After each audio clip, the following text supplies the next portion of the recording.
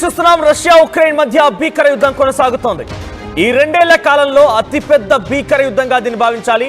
సుమారుగా 472 డ్రోన్లను ఉపయోగించి Russia Ukraine ని అతలాకుతలం చేసింది. ఇంతకంటే ముందు ఉక్రెయినే ముందుగా రష్యా పైన భీకరంగా దాడులు చేసిన ఏకంగా ఒక ప్రత్యేక కంటైనర్లలో ఈ డ్రోన్లని అమర్చి ఉక్రెయిన్ రష్యాకి తరలించింది. రష్యాలో సుమారుగా 4000 కిలోమీటర్లు దూరం వరకు చొచ్చుకెళ్లి ఉక్రెయిన్ భీకరమైనటువంటి దాడులకు పాల్పడింది. చాలా పెద్ద ఎత్తున 41 వైమానిక స్థావరాలపైన, వైమానిక ఏరోప్లేన్స్ పైన పెద్ద ఎత్తున ఉక్రెయిన్ మొదటగా దాడికి పాల్పడింది. అయితే ఈ దాడిలో ఇటీవల కాలం జరిగినటువంటి అతి భీకరమైనటువంటి దాడి రష్యా ఉక్రెయిన్ యుద్ధంలోనే అతిపెద్ద దాడిగా దీన్ని అభివర్ణిస్తున్నారు. రష్యాలోని వైమానిక స్థావరాల లక్ష్యంగా ఉక్రెయిన్ దాడికి పాల్పడింది. సుమారుగా 41 యుద్ధ విమానాలను పూర్తిగా కూడా రష్యా ధ్వంసం చేసింది. ఇకపోతే ఉక్రెయిన్లోని ఆర్మీ ట్రైనింగ్ సెంటర్ పైన రష్యా దాడి చేసింది. సుమారుగా 12 మంది సైనికులని హతమార్చింది. 60 మంది ఉక్రెయిన్ సైనికులు అందరూ కూడా చాలా తీవ్రంగా గాయాలయ్యారు. ఒకవైపు శాంతి చర్చలకు కొద్ది గంటల ముందే రష్యా భూభాగంలోకి 4000 కిలోమీటర్ల వరకు చొచ్చుకెళ్ళింది ఈ ఉక్రెయిన్. ఆ తర్వాత అక్కడ దాడి చేసింది. సో ప్రత్యేక కంటైనర్ల ద్వారా అక్కడికి వెళ్ళిపోయి ఆ కంటైనర్లో డ్రోన్లని తరలించి ఆ డ్రోన్ల ద్వారా అక్కడ దాడి చేసే ప్రయత్నం ఉక్రెయిన్ చేసింది. ఆ తర్వాత దానికి ప్రతిదాడిగా రష్యా తిరుగుబాటు చేసింది. సో రష్యా మొన్న అమెరికా అధ్యక్షుడు డొనాల్డ్ ట్రంప్ పుతిన్ని ఉద్దేశించి ఇదే మాట్లాడుకొచ్చారు. పుతిన్ని ఉద్దేశించి ఒక పిచ్చివాడు సామాన్యమైన జనాల యొక్క ప్రాణాలు తీస్తున్నాడని చెప్పినప్పుడు కూడా రష్యా చాలా క్లియర్గా ఒక ఇన్ఫర్మేషన్ చెప్పింది. చాలా క్లియర్గా ఒక అధికారిక ప్రకటన విడుదల చేసింది. మేము కేవలం ప్రతీకార దాడులు మాత్రమే చేపడుతున్నాం, ఎక్కడ డైరెక్ట్గా మేము వారిపైన దాడి చేసింది లేదు, వారి ప్రజలను దాడి చేసింది లేదు. కేవలం ప్రతీకార దాడులే, అంటే వారు దాడి చేస్తే దాన్ని తిప్పికొట్టే ప్రయత్నమే కొనసాగుతుందని చెప్పి రష్యన్ అధ్యక్షుడు ఆఫీస్ నుంచి చాలా క్లియర్గా ఒక ప్రకటన వెలువడింది. అయితే ఉక్రెయిన్లోని సైనిక శిక్షణ కేంద్రం పైన ప్రతిదాడిగా రష్యా దాడి చేస్తే దాంట్లో 472 డ్రోన్లని ఆ దేశంపైకి ప్రయోగించింది రష్యా. సో 472 డ్రోన్లు అంటే వారి వైపు నుంచి సుమారుగా 41 యుద్ధ విమానాలు నేలమట్టం చేసేసింది.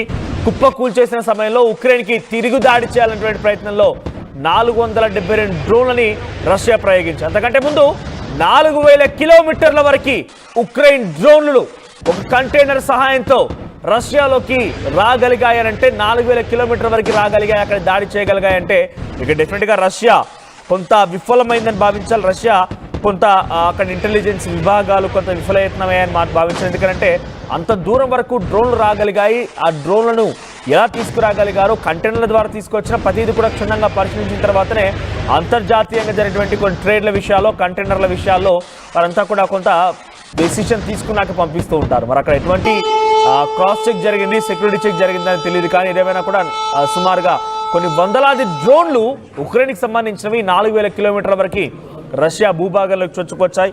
సో దీంట్లో 4 మిలిటరీ ఎయిర్ బేస్ అని దాడి జరిగినట్టుగా రష్యా వెల్లడించింది.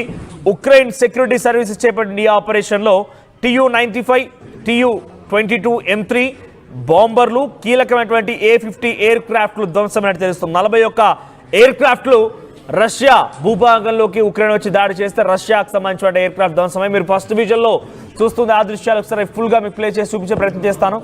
సో అక్కడ చూడండి, డ్రోన్లు వస్తున్నాయి, అక్కడ ఎయిర్ క్రాఫ్ట్ ధ్వంసం అవుతున్నాయి. ఇక్కడ కనిపించే దృశ్యాలన్నీ కూడా ఆ డ్రోన్లో రికార్డ్ అయిన దృశ్యాలే. ఉక్రెయిన్ ప్రయోగించిన డ్రోన్లో రికార్డ్ అయిన దృశ్యం చూడండి. అక్కడ ఎయిర్ క్రాఫ్ట్ పైన ఒకసారిగా డ్రోన్ కుప్పకూలిపోతుంది, ఆ తర్వాత ఎయిర్ క్రాఫ్ట్ పేలిపోతుంది. ఇలా ఒకటి కాదు, రెండు కాదు, సుమారుగా 4కు పైగా ఎయిర్ బేస్లో 41 యుద్ధ విమానాల్ని పూర్తిగా కుప్పకూల్చేసి వాటిని నేలమట్టం చేసేసి బూడిద చేసేసింది ఉక్రెయిన్. దాని తర్వాత రష్యా ప్రతీకార దాడి చూస్తే అంతా అవాక్కయ్యారు. 472 డ్రోన్లు, ఒకటి కాదు, రెండు కాదు, ఒకేసారి రష్యా నుంచి ఉక్రెయిన్ భూభాగంలోకి చొచ్చుకు వెళ్ళాయి. ఉక్రెయిన్ అతలాకుతలం అయిపోయింది. ఈ దృశ్యాలన్నీ కూడా రష్యాలో ఉక్రెయిన్ డ్రోన్ల సహాయంతో రికార్డ్ అయిన దృశ్యాలు.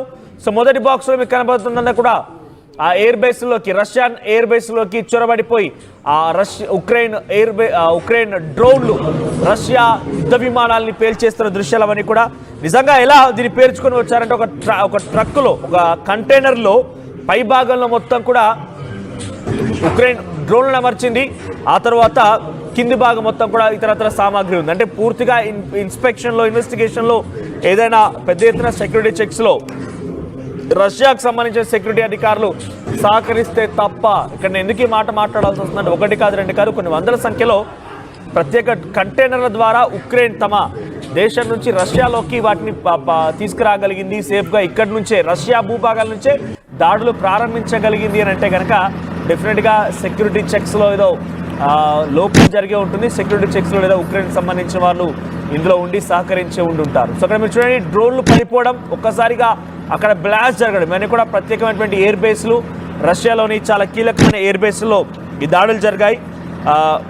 ముర్మన్స్క్, ఇర్కుట్స్క్, ఇవానోవా, రియాజన్, అమూర్ ఈ ప్రాంతాల్లో ఈ 4-5 ఎయిర్ బేస్ల్లో ముర్మన్స్క్, ఇర్కుట్స్క్, ఇవానోవా, రియాజన్, అమర్ ఈ 5 ఎయిర్ బేస్ల్లో దాడులు జరిగితే సుమారుగా 41 ఎయిర్ క్రాఫ్ట్లు పూర్తిగా కూడా ధ్వంసమయ్యాయి. అయితే ఒకవైపు శాంతి చర్చలు జరుగుతున్నాయి. టర్కీలోని ఇస్తాన్బుల్లో శాంతి చర్చలు జరుగుతున్నాయి.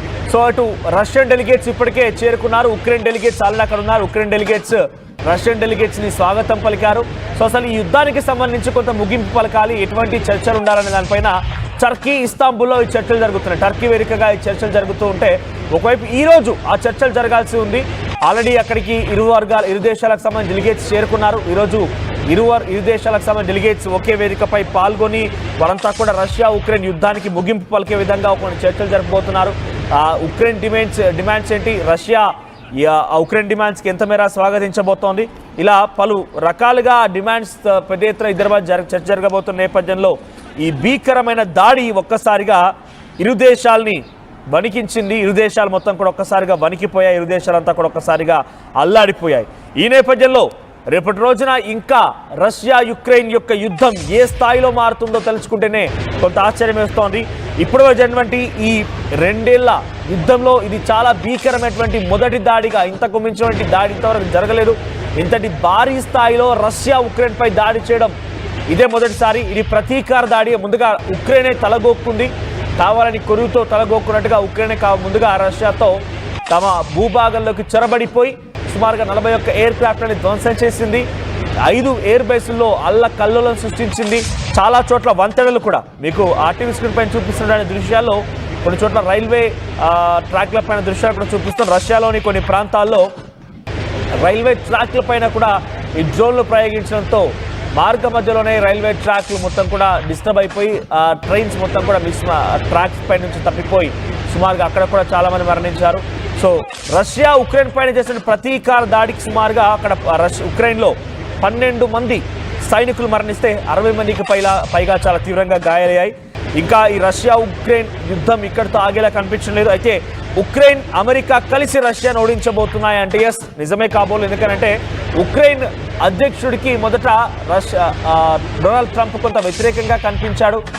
ఉక్రెయిన్ అధ్యక్షుడు జెలెన్స్కీని ఆయన ఒక రకంగా పిచ్చోడు, నీ యొక్క అహంకారమే నీ దేశ ప్రజల యొక్క ప్రాణాలు తీస్తుందని చెప్పి ప్రపంచ దేశాల ముందు ఒక జోకర్ని చేసే ప్రయత్నం చేశాడు. కానీ ఆ తర్వాత అటు ఉక్రెయిన్కి పెద్ద ఎత్తున యుద్ధ సామాగ్రి కావాల్సి ఉంది, అమెరికా సపోర్ట్ కావాల్సి ఉంది. యుక్రెయిన్ కూడా ఏం చేసిందనంటే తమ దగ్గర ఉన్నటువంటి కొన్ని కీలకమైనటువంటి కొన్ని మైన్స్ని అటు అమెరికాకు అప్పగించింది. సో అమెరికాకి ఆ ఉక్రెయిన్ మైన్స్ అప్పగించిన తర్వాతనే అక్కడ నుండి ఆ మైన్స్ అప్పగించిన తర్వాత అమెరికా ఉక్రెయిన్కి సపోర్ట్ చేయడం ప్రారంభించిన. అందుకే మొన్న మధ్య ఏకంగా రష్యా అధ్యక్షుడు పుతిన్ పైన డైరెక్ట్గా ఉక్రెయిన్ ఒక డ్రోన్ని ప్రయోగించి అధ్యక్షుడిని టార్గెట్ చేయబోయినటువంటి నేపథ్యంలో ప్రతీకార దాడిలో భాగంగా రష్యా అక్కడి కొన్ని ప్రాంతాలపైన దాడులు చేస్తే సామాన్యమైన జనాన్ని చంపుతున్నాడు, పిచ్చోడు అంటూ కూడా రష్యా అధ్యక్షుడు పుతిన్ గురించి మాట్లాడు. అంతేగాని రష్యా అధ్యక్షుడు పుతిన్ టార్గెట్ చేసి యుక్రెయిన్ డ్రోన్ ప్రయోగిస్తే దాన్ని తప్పుబట్టలేదు. కానీ రష్యా అధ్యక్షుడు మాత్రం ఎందుకు దాడి చేస్తున్నాడు తప్పుబట్టుకొచ్చాడు. అంటే ఇండైరెక్ట్గా అమెరికా తమకున్నటువంటి అక్కడ మైన్స్ని కాపాడుకున్నటువంటి ఆ క్రమంలో ఉక్రెయిన్ పైన కొంత సమతి తల్లి ప్రేమ లేకుంటే ఒక తప్పనిసరి ప్రేమగా చూపిస్తోంది. కానీ డైరెక్ట్గా ఇక్కడ ప్రేమాపేదలు చూపించాల్సిన అవసరం అయితే లేదు. సో అమెరికా అందితే తల లేదంటే కాళ్ళు ఈ రకమైనటువంటి సిద్ధాంతంతో ముందుకు వెళ్తోంది. అమెరికా అధ్యక్షుడు డొనాల్డ్ ట్రంప్ యొక్క తీరు మనం చూస్తూనే ఉన్నాం. ఇండో పాకిస్తాన్ యుద్ధం సమయంలో కూడా ట్రేడ్ టాక్స్ కారణంగానే నేను దేశాల మధ్య వాళ్ళ యుద్ధాన్ని ఆపగలిగాను, ఇప్పుడు రష్యా ఉక్రెయిన్ యుద్ధాన్ని కూడా అలా ఆపగలుగుతున్నానని చెప్పి ఆయన మాట్లాడుతూ పుతిన్ని దుర్భాషడం, పుతిన్ ఉద్దేశించి మాట్లాడుతూ పిచ్చివాడు అంటూ సంబోధించడం ఈ రకమైన వ్యాఖ్యలు చూసాం. తాజాగా మరోసారి ఉక్రెయిన్ రష్యా యుద్ధంలో అమెరికా మళ్ళీ ఎంట్రీ ఇచ్చి ఉక్రెయిన్కి సపోర్ట్ ఇచ్చి రష్యాని కొంత ఇబ్బందులు పెట్టాలి, రష్యాని భీకరంగా దాడులు చేయాలి, రష్యా పైన మారణహోమం సృష్టించాలన్న ఆలోచనతో ముందుకు వెళ్తుందానంటే కొంత అవుననే విషయం మనం ఆలోచించాల్సి వస్తుంది. సో అమెరికా అధ్యక్షుడు డొనాల్డ్ ట్రంప్ యుక్రెయిన్కి సహకరిస్తున్నాడు అని అంటే ఎస్, ప్రజెంట్ అయితే ఆయనటువంటి వ్యక్తిగత లాభాల దృష్ట్యా అమెరికాకి ఉక్రెయిన్లో పెట్టుబడులు ఉన్నాయి. అక్కడ కొన్ని మైన్స్ అమెరికా ఇప్పటికే లీజ్ తీసుకొని ఉంది. సో ఆ యొక్క స్థావరాల్ని, ఆ మైన్స్ని కాపాడుకునేటువంటి క్రమంలో ఉక్రెయిన్కి సవత్తల్లి ప్రేమగా అమెరికా అధ్యక్షుడు డొనాల్డ్ ట్రంప్ సహకరిస్తున్నట్టుగా అర్థమవుతుంది. ఏదేమైనా కూడా ఒకవైపు శాంతి చర్చలు, ఇరు దేశాల మధ్య, రష్యా ఉక్రెయిన్ మధ్య శాంతి చర్చలు టర్కీలో, ఇస్తాంబుల్లో జరుగుతున్నటువంటి ఈ క్రమంలోనే కొన్ని గంటల ముందే భీకరంగా ఉక్రెయిన్ వైపు నుంచి ముందుగా రష్యా పైన దాడులు చేయడం, 41 యుద్ధ స్థావరాలని, యుద్ధ విమానాలని పూర్తిగా నేలమట్టం చేయడం, ఆ తర్వాత రష్యా కూడా సుమారుగా 472 డ్రోన్లను ప్రయోగించి అక్కడ ఉక్రెయిన్లోని 12 మంది యుద్ధ సంబంధించినటువంటి ఆ జవానుని హతమార్చడం, ఆర్మీ పర్సన్స్ హతమార్చడం, 60 మందికి పైగా గాయాలయ్యాయి. సో ప్రస్తుతానికి ఈ మధ్య కాలంలో కానీ ఇప్పటివరకు రష్యా ఉక్రెయిన్ దాడుల్లో అతి భీకరమైనటువంటి మొట్టమొదటి దాడి ఇదే. సో చాలా భీకరమైనటువంటి దాడి అన్నట్టుగా ఉక్రెయిన్ చెప్తోంది. ఒకేసారి 472 డ్రోన్లని రష్యా మాపై ప్రయోగించిందని చెప్పి రష్యా చెప్తోంది. ఏదేమైనా మరి ఇక్కడికైనా శాంతి చర్చలు ముందు పడిపోయి వారిద్దరి మధ్య సమన్వయం కుదురుతుందా, యుద్ధం ఆగిపోతుందా, లేదా ఇంకా భీకరంగా కొనసాగుతుందా అనేది ఈరోజు చర్చల తర్వాత ఒక ముగింపు వచ్చే అవకాశం ఉంది.